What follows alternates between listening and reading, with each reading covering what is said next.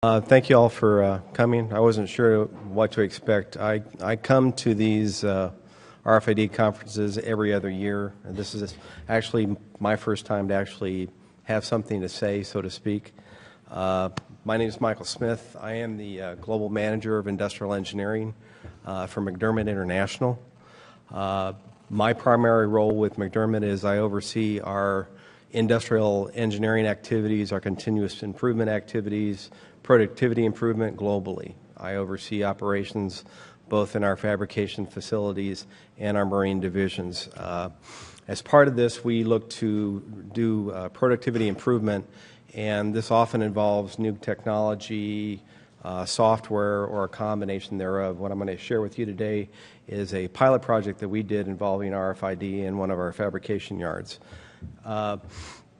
As far as the agenda goes, I'm going to share with you a little bit about McDermott, and then I'm going to go into talking about the productivity initiative, the steps that we took to identify the area, our solution development, then our solution testing and deployment.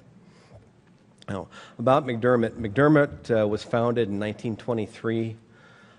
We are primarily a fabricator. We are what is referred to as an EPCI company. We do the engineering, procurement, construction, and installation of oil and gas drilling rigs, platforms. Some of our largest projects completed weigh in excess of 20,000 tons. In correspondence, that's 400 million pounds. Most of our items we do both offshore and onshore. We operate in over 20 different countries. We have over 13,500 employees, and our resources include a marine fleet for laying pipe, we have fabrication facilities, and we have engineering offices. Just as a reference point, our general fabrication operations, we are in an ETO environment. That means engineer to order. Basically, everything we do is a one-off. There's very low repeatability. We're predominantly a high metal content. We have a high level of complexity, high level of customization, high level of variation, and very low repeatability. Now, when you put all these pieces and parts together, it can create quite a bit of variation and low efficiency levels. We have a high variability in the material mix that we use. Each set of material, metal, varies with the product and the climate that we're going to be working in, and it is more client-specific than it is anything else, as well as we have a high variability of our work in process, depending on what type of project we're working in. And more often than not, within our fabrication yards, we will have 3 or 4 different projects going on at one time, so we will have both a mixture of common resources and allocated resources in the field. These are just some examples of some of the past projects that we've done. In this, once again, I think you can tell by looking at it that there is a high level of complexity. So we're kind of one of the end users as far as the pieces and parts for the presenter that was up before me.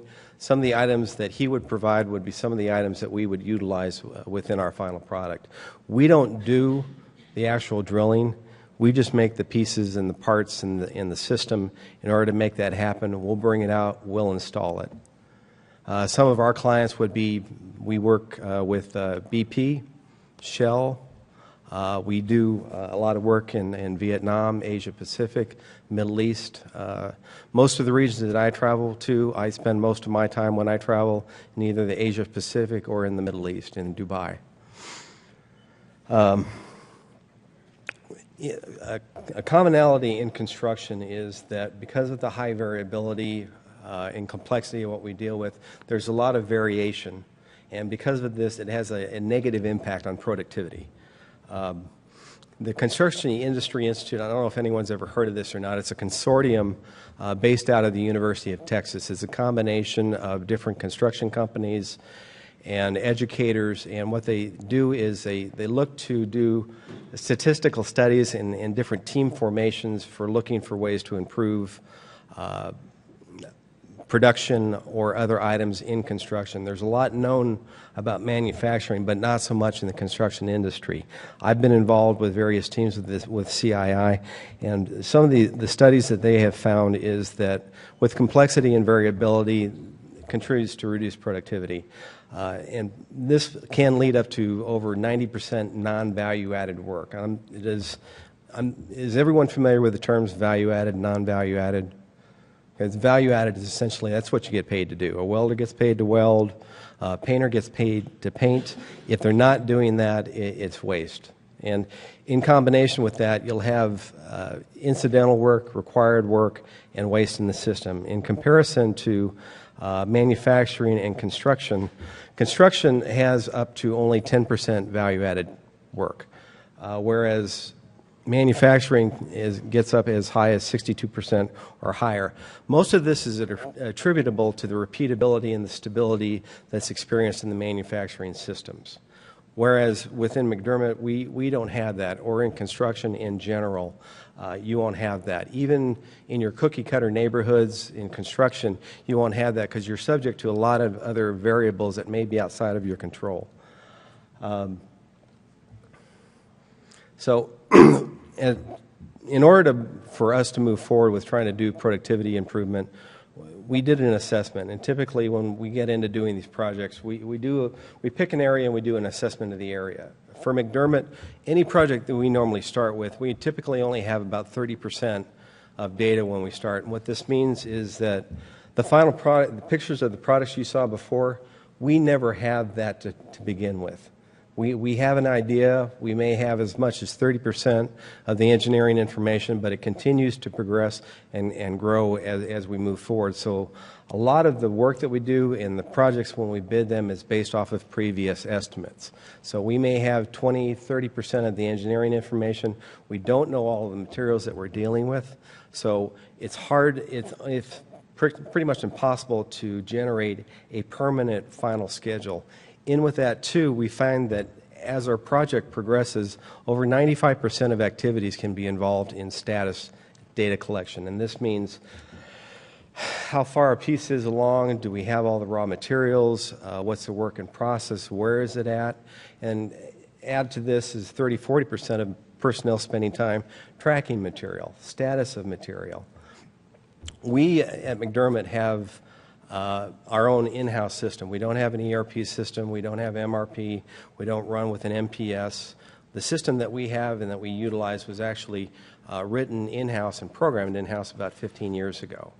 And unfortunately, it was written in a language that isn't one of the more popular languages nowadays. So that we do have SQL interfaces, but it's not comparable to your full-blown ERP systems. But an ERP system is more built for a repeatable system versus something that has a variation that we deal with. So based off our assessment, we decided we needed to do a productivity initiative, something to try to improve our operations overall, and we wanted to look at the ability to use new technology. We've had an interest for a long time to see what we could do with RFID. And RFID over the years has come a long ways. Even in the last 5 years, I attended my first RFID conference 5 years ago. And I honestly got to here and I couldn't get enough. I was taking every brochure I could get and talking to everybody I could talk to about the different frequencies and things. I have an electronics background. I was an electronics technician in the service, so I've dealt with radars and radio waves for a long time, and the new applications as things begin to progress, people got excited about this. And when you get into wanting to make changes in a system, and I'm sure you've all experienced this, if you're trying to make a change, especially if it's a fundamental change to a process or a system that's inherently been there for a long time, culture is hard to change, if not impossible sometimes. So what we, as a group, decided to focus on was our planning, scheduling, and work execution. This is where we felt needed the most improvement. And in order to go after this, in combination with this was also our materials management. We wanted to eliminate our standalone systems and integrate them together. So what we decided to do is we wanted to prototype a pilot program. We wanted to do it in a real-world situation. We didn't want to best bench test it and then say this works, put it in the field, and not have it work. So as we went through this, we wanted to make sure that it worked in the real world. We wanted to do it for a limited time period, so it wasn't one of those never-ending experiments, and it had to be reflective of customer needs and requirements. Customer needs and requirements meant that it had to be the end user, but since we were basically tackling this from cradle to grave, we wanted to start at the system and involve everyone through that system, and that's why we assembled a cross-functional project team, and this was representatives from all of our different facilities. And our main facility, this was a primary team that was involved. We did the project itself in Indonesia, so we had cross-functional people, and we had planning, engineering, IT, industrial engineering group. Everyone had a piece or a part or a say as far as what was going to go on through the project. And what we wanted to do, as far as the characteristics we identified, we wanted a cradle-to-grave solution. We wanted a solution that was going to take the system from the beginning of the warehouse, follow it all the way through into final installation. We wanted it to have MES characteristics because for anyone who's familiar with an ERP system, an ERP is driven by an MPS. The MPS needs a bill of materials in order for it to move forward with. We don't have that kind of information, but what we needed was the MES functionality. We needed the triggered relationships that if this happens, then do this. We didn't have that kind of engine in place at the current time when we were looking at this, but that's what we felt we needed in order to the system to move forward. We wanted the solution to be scalable and adaptable. We wanted to be able to use it other places, other yards, other processes, and we wanted it to be two separate components. We wanted one to focus on work, one to focus on materials management, because not everything within our yard might need this or it might need that. So having the flexibility to either combine them or split them out gave us a solution that would be applicable for all of the facets of our yard. So through the development cycle, we went through and we identified the site that we were going to do the solution at. And this is just an overview of what's to come here. As an outline, we went and we selected the process, the site. We did a process mapping on that process and the workflow, identified the system needs, the hardware needs, then we did field testing for the hardware, RFID tags, and then we did our solution deployment testing. This is the facility that we did the testing at. It's our Batam fabrication yard. It's located off the coast of Singapore. Now, I looked up to see what the annual temperature was there, and my time from being there, it sure seems like it's a lot hotter than 95 degrees most of the time. I mean, it's like walking in a bathtub, quite honestly. And when the rain comes, there's potholes big enough to swallow the ATVs. So for the time that I've been out there, that paints a lot nicer picture than what we what the weather is. But it's a nice facility. It employs over 7,000 employees. At peak, normally about 7,500. It's a 3-shift operation, and it will run at peak 7 days a week. The facility process that we chose was the carbon steel pipe shop. This is for process piping. We also do structural pipe in there, but just so you're aware of the difference, process piping is a highly controlled in which the fluids flow through. So there's a high level of control for those. Structural piping could be rolled tubular, but it's only meant for structural support. So the integrity of maintaining the control of that isn't as stringent as it is for our process piping. It would be similar to like the plumbing in your home is the type of fabrication that we do in this. And this is just an overview. We wanted to understand the pieces and the parts, where items were, how information was communicated, when it was communicated, what format, and at what point and who needed to know that information. And this is just a general overview of the yard, but as we do our materials, these were the areas that we were interested in tracking. And as we order materials flows from the raw pipe storage and from the warehouse into the Shop A pilot area. This is a general layout of the shop. And just to put things in perspective, the shop itself is part of a single building of 3 bays. Shop A, which is Bay 1, is 100 feet wide, 600 feet long. So that's the area that we're looking at here. And the 2 circle areas there is actually, I had to split the building, otherwise you wouldn't have been able to fit it all on one screen. Material flows from left to right. We have cut pipe that comes in, runs through the fit up and weld, and then inspection, and through blast and paint. At each point in time here, we collect information as far as progressing. But everything at this point in time, if I was to need to know where something was particular, I had to find the right person in order to know where it was.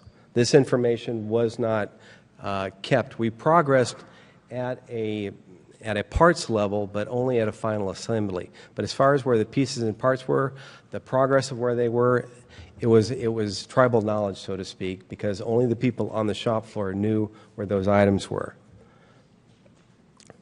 Now, once the items are finished out of the shop, they move on to our cab, which is our compressed air blasting, and then they move into the erection area for laydown and final assembly.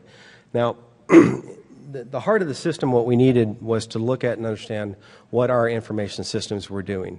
And what we identified was these were the primary systems that we're dealing with. And I'm not going to go into a bunch of detail as far as what all these represent, but each box is a separate box because that's how they operate and that's how they communicate. What we found was that the information and updates that happened between each of these informations, so we had Primavera, was our scheduling software. That's where our high-level system was. We had our materials system, which I had our raw materials, but in retrospect, for a project, our material and warehousing system only tracks about 3 to 5% of our total materials. Once it leaves the warehouse, it turns into work in process. So the only items that are tracked actually within our MCS is our raw materials. 97% to 95% is out there somewhere. So we looked at the manual updates and we decided that we needed to fix this problem, and we needed to identify the information that we had and the information that we needed. And we needed to develop system countermeasures to this. And what we need from this, we said we needed to create the systems we don't have. We needed to integrate the systems that we did have and eliminate the manual processes, automate this as much as possible. And what we ended up with was creating a centralized database that we built in-house. It was built out of SQL Server and using IIS systems integration. And we brought this downstream to a third-party software for our MES side. Now, one of the in-house applications was what we called our MDAX. It was for Material Data Analysis and Control System. This allowed the planner and the scheduler and the warehouse to go in, look at materials, release orders, and it was all done real time. This was not previously available, but this was created in-house to support this process. This also, we built a secondary system which was based for a handheld app in order to update our labor data and our work progressing. This at real time through our wireless system would provide real-time updates as far as where progressing was, where material was. We developed what started out as a tool for integrating and using the RFID system, developed actually into an independent mobile inventory system. We had started when we began with our handhelds. They all come with APIs, so you can start to write little programs for here and there. And as we started to progress with this actually ended up being the front-end system that allowed us to do inventory searches, and it took on a kind of a life of its own so that it became an inventory management system independent. This kind of fulfilled our need for the second part, but it was useful for barcodes, GPS, and we were able to use this with every handheld that we tested within the system. On the tail end, to provide a visualization tool for the RFID and GPS data, we developed what was a desktop and web-based app, which we called Empath. It was for material position and tracking information. Now, in this particular project, we're tracking spools, but this, in a lot of ways, this is a generic tool. It doesn't matter. When it comes to materials, an inventory system doesn't care. A part number is a part number, a system is a system, however you code it. So from this perspective, we look to expand this later, but for the time being, we use this for spool tracking, and we allow it, with the configurability that we built into it, to program in our specific laydown areas. And with it, we can identify and sort where spools are, by project, by code, by module, and we can actually track the path of that part. We can see how long it was in an area, how long it took to get from one area to another area. So this became the closed-end gap. Now, this particular interface here is a read-only interface, but it does provide a visualization tool for the stats information. Now, as far as the hardware and the RFID, this was our first real exposure to using RFID in a fabrication facility. It's a rugged facility. It's something that a lot of people aren't used to. Batam is a small island. It has a population of 750,000 people. It's a fairly high poverty level, so the people that we work with are not exactly have a high education level. We do provide training and educational support in our facility, but these type of concepts are really kind of a new and novel concept. People gravitate to the idea of RFID. It can do anything. It's like a magic bullet, and they had to understand that it's really only a tool. But as we defined this tool, and we said this was the criteria that it needed to be, is it had to be easy to use, it had to have a reasonable read range, we had to look at tag placement, durability, could it survive our processes, and it had to be compatible with GPS and cost effective. The hardware devices that we looked to use then we tried out was the Intermec, the Unitech, and the Convergence CS101. Because of this being a new application, we had to establish a grid map for a new location system for our yard. The yard itself being 301 acres, 3/4 of the work done is done outside. We did not have an established location system that would support GPS, so we developed a grid system that set different singular quadrants in a 2.5 meter by 2.5 meter, which is essentially 7.5 by 7.5 feet. So we built little squares across the yard, and we set up grid points, and we coordinated the grid points in our yard with the global positioning so that we could now have a reference point of GPS coordinates to our grid points.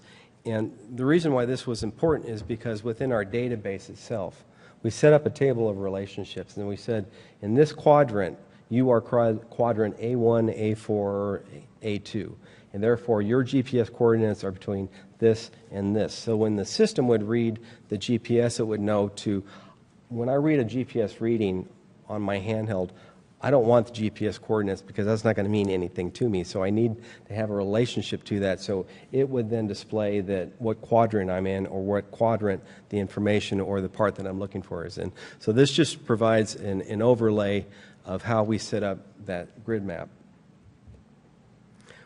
To facilitate also the real-time communication, we established a wireless system just in the shop A, but we're actually surprised that the coverage actually took us out into and beyond the laydown areas outside.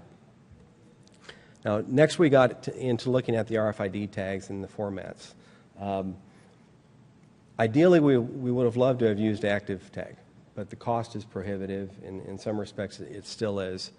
And we weren't sure in an ideal, perfect world, you'd tag one part once and it would make it through the entire system. But in reality, that's not reality.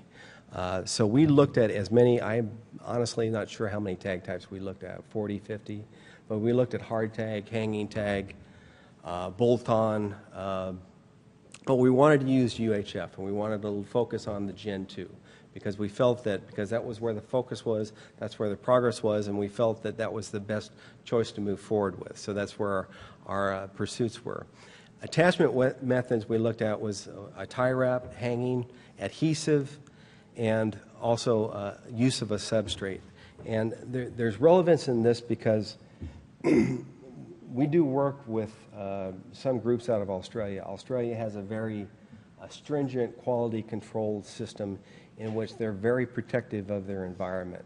So they have very high quality standards as far as residue on items that come into their country, and they don't want things coming into their country that could affect the indigenous population.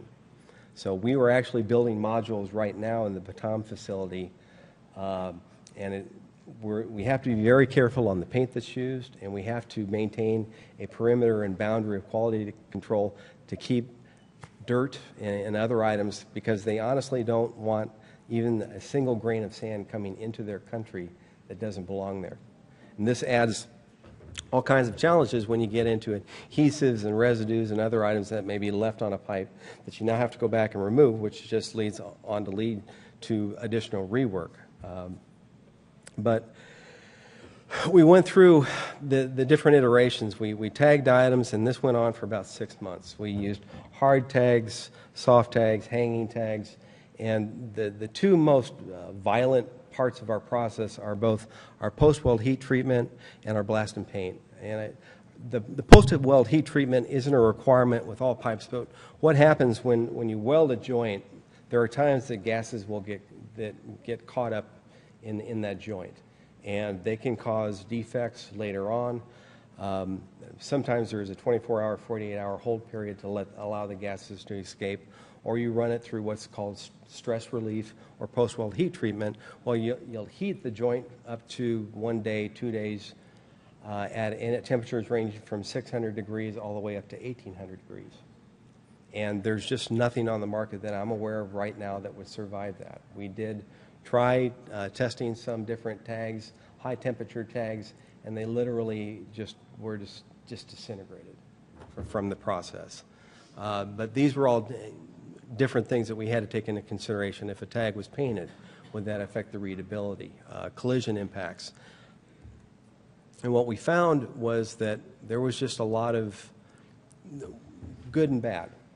Ultimately, we thought the hanging tag was the right way to go, but not all of our conditions would support that. We had some pipe, straight pipe, that there was no place to hang a tag on. And we were working actually with one customer in particular who was willing to use this process as part of the production process, but they wanted the tag attached to the pipe.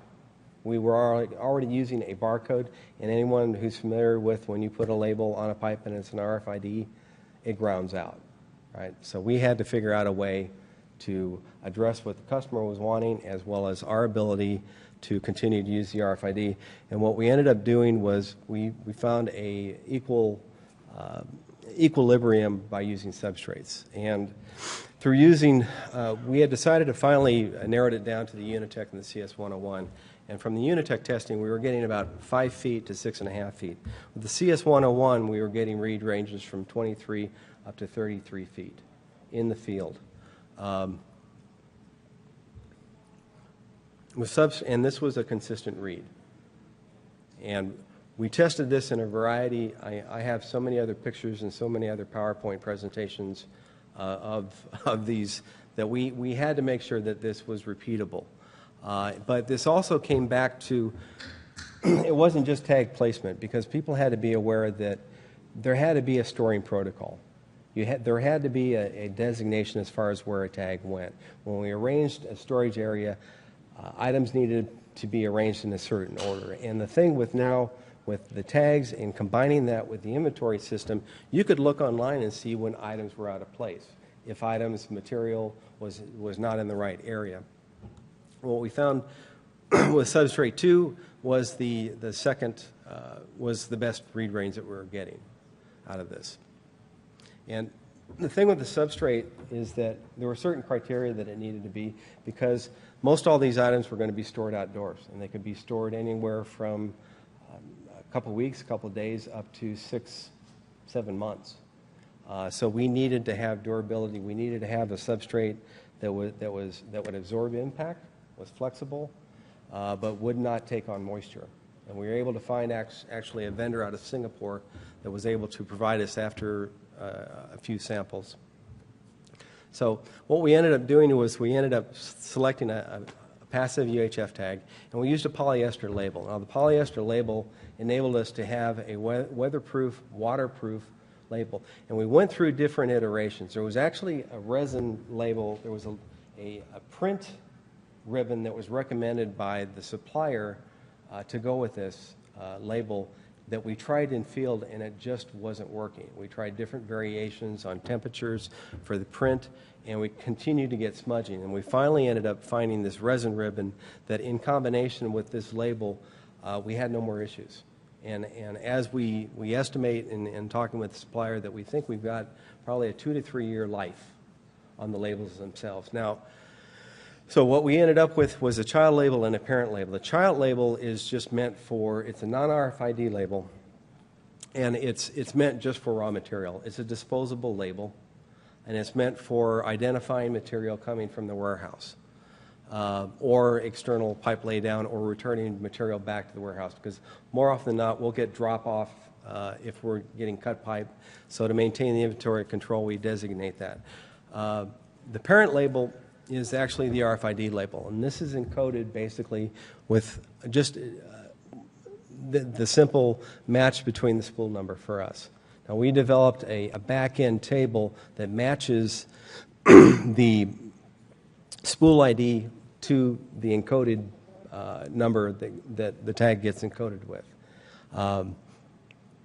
But we can change the information. This information actually is driven by, this particular label was developed by the project information. They wanted this information on this label. But we can essentially put any information on the label that we need to. This is actually used as part of the routing process through the system. So what we ended up doing as a continuation of the process is we developed training documentation and training manuals that dealt with our tagging protocol, how to use the different systems and applications. We held workshops both in English and Indonesian Bahasa, and we had a project kickoff meeting. And what our final solution deployment ended up looking like was that we would, the planner would go into his web-based interface, and he would say, I need to release these spools for this particular project, and he would select those items. Once he released those, it would send notification to the warehouse, who would then go to their interface, release the labels, and we utilized Bartender software to do the programming through our label printer. Now, based upon what part type it was, and this was driven by the diameter of the pipe, we either used a substrate or a hanging tag. The material was then delivered by the warehouse into the shop, and through the shop, we utilized the interface for labor to track labor for cutting, fit up, and inspection. This information then fed into our MES system. The MES system allowed us drill-down views into the shop floor to track whichever work orders we wanted to follow. It also gave us a view into the capacity. Now, at the point of inspection, and I just want to make this point here, in order to utilize the RFID tags, since it would not survive the other processes, we looked at the process itself as far as what was in place right now. And what we found was that there was a plastic bag that followed the parts and the pipe all the way from the beginning of the process through the end process of paint. And this bag was used for inspection, for carrying the inspection papers. So we added the RFID tags in that. So at the point of the inspection process is where we could actually now start use the RFID tag for tracking location. Because up to a certain point, we would lose things as far as when they would get into X-ray. We would have items outside of X-ray, inside the X-ray bunker, awaiting clearance, and we were never sure where. Now, in combination with the two, we're able to identify where the parts were, how long they had been in inspection, and where the next process was. And moving on from blast paint, laydown area, and then taking on a regular inventory in the laydown areas. The integration of the information between the GPS and the RFID reader then was collected by staff and set up to the database, and provided the back-end system then was readable through the interface here. Now, the benefits and improvements that we were able to gain out of this is we developed a capacity planning and flexible scheduling tool that was adaptable and flexed with our system when the system changed. We had integrated traceability with our material, WIP, and work status. We had a conditional attributes relationship now, which just means that we had interdependencies. I had now If this was waiting on this, if I had a parent-child relationship, we were using the actual engineering information now to move the process forward.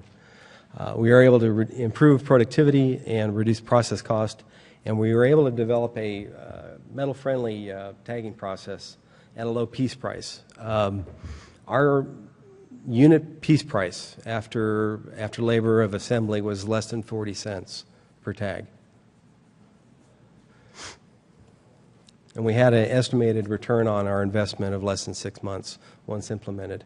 Now, when we had gone through the process originally, we had done a value stream mapping. We had identified value-added and non-value-added activities, and we had done time cycles and things. And I've omitted that from this particular screen, but the red is bad, blue is good. But what we were able to, final results, was we were able to reduce non-value-added work by almost 23%. Manual processing, process time, internal lead time also were all reduced. We were able to improve overall process productivity by 7%. Now, this is one single shop. This is 300 people in one shop, and we're able to get our investment back in less than 6 months. With the scalability of the solution itself and with the baseline foundation set up, expansion in other areas just makes it pretty much a turnkey solution. Now, as far as current state and next steps, where we're at right now is we're under final reviews for full in production implementation. We are utilizing a portion of this for tracking and tagging spools. Right now, we've tagged in excess. This has actually been over 5,000. The life of the project itself is over 17,500 spools. I don't know how well you can see these pictures, but these pictures were taken 5 days ago. And if you look at the, let's see if I can get this pointer to work. All these white tags here, those are all RFID tags. And some hanging, some adhesive, but all readable, all trackable. We're also looking to expand it into other work areas and other applications. One of the things we're looking at right now is looking at the tracking of our material carts and welding machines. One of the attributes that we built into the system itself is that we do have hard tags put in place in our shops and on our wagons, and they're identified in the database as a location. So when STATS reads the tags, it knows and is able to differentiate between a spool and a location, and it automatically associates that tag with that spool or that location. But this allows us to do reconciliation into locations if we're missing tags, missing parts. In future investigation, we have an interest to look at the potential of using RTLS, active tag systems, as well as expanding the wireless into a yard-wide application. Thank you for bearing with me. Yes, sir. How much do you invest? And you are using because you have two sets, manufacturing and assembly, right? Somewhat. Assembling, are you developing the same case to assemble in the modules or not? Okay, I'm missing your question. You show us the production line for spools. Yes. Yeah. Those spools go inside of the modules. Yes. Are you working also use RFID inside of the modules to measure the assembly? Yes. Yeah. Assembly cycle? The tag itself was designed to be cradle to grave, so it stays with that spool until final installation, because we actually use it as a quality check system, because in additional applications that we're looking at from, say, a quality perspective, when you build a kit and you say, show me the spools for line number 111.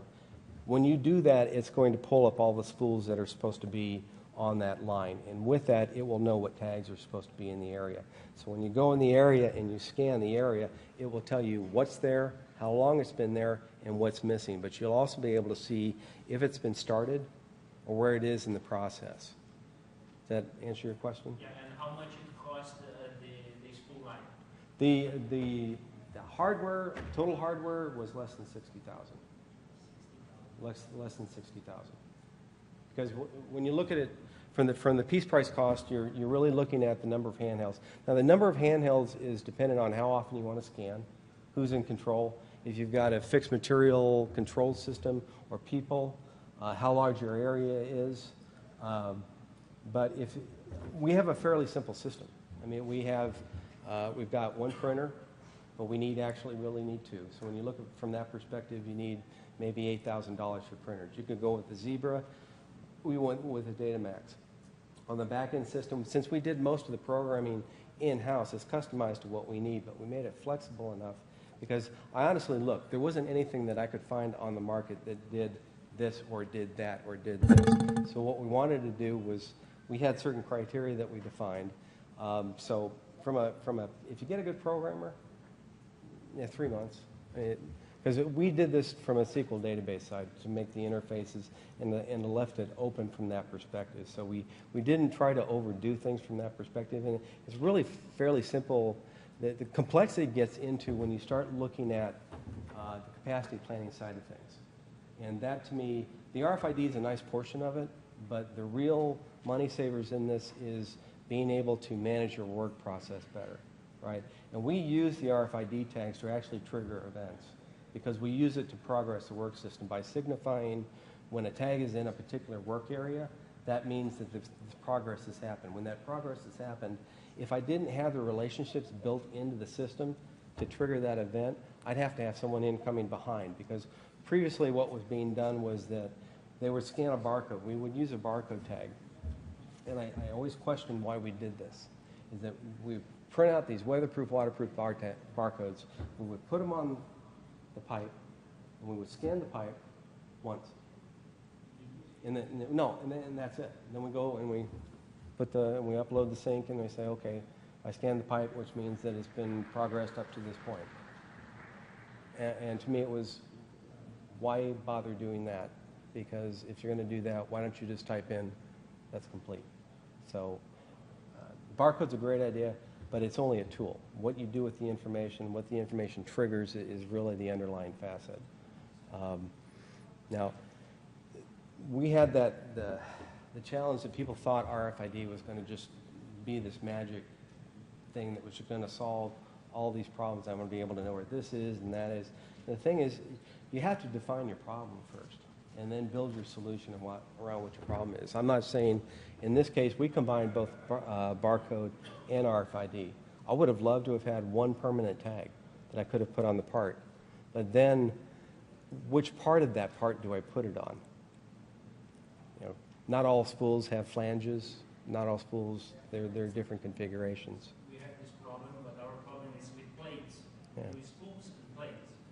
So yeah. the plate you cut in right. small pieces, and then we lose a lot of controlling on that process because you tag once, right. and then the plate you have 5 projects, 6 projects at the same time, and so we are trying to find a way.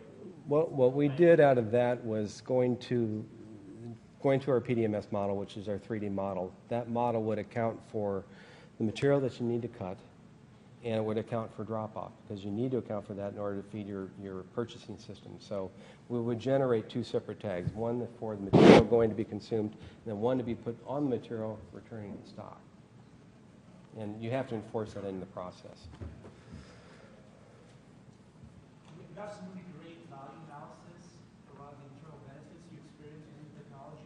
Yes. Have you explored, or is there, as part of your roadmap, a requirement to explore how you can use that technology with, say, your supply chain partners for facility maintenance, using that same RFID tag for somebody later on in the supply chain when the part is physically installed? We are looking into that now. And that was one of the original thoughts that we've looked at, and we have to build a foundation case, right? First, you got to get management buy-in, but then you also have to have the clients buy-in. They need to be willing to say, "Boy, that's a good idea." Now, the spools that I showed you, that was actually done. They paid for the equipment for that. I mean, they're at that point, but they're not ready yet to Right. Well, this is we're in that infancy stages type thing. So it's starting to see the exposure, and people are starting to understand the benefits. And they thought it was really cool that they could get on the internet and look at where something was, or they could see how far this moved and how long it took for that to move. And then it gets them thinking about what other things can be done. Now, from a partnership perspective, to me, it makes sense to be able to go really, if you talk cradle to grave, go to your vendor, have them chip it there, ship it to you, you track it through the system, because there is a lot of maintenance involved with these systems. We have to do hydro tests, and there's all kinds of these other systems that need, and system tests that need to be done. We look to build that into additional testing, because then you can turn that over to the customer and say, here's all the information, here's all the historical data, because there is an intense, insane amount of information that goes into the tracking of this. If you think about what happened with BP a year and a half ago, okay, the scramble that went into investigating who made what part and where that part came from and how it failed. We literally have to account for every piece of steel. Everything gets heat numbers. We have to track it through the process. We have to track what welder did it, what consumable was used on it, when that weld happened, who inspected it, and so on and so on through the chain. And the spools themselves, we're looking at, and the spool's only one small part of this, because these are going into modules, which there's 20 or 40 modules. Each module is about 20,000 tons, okay?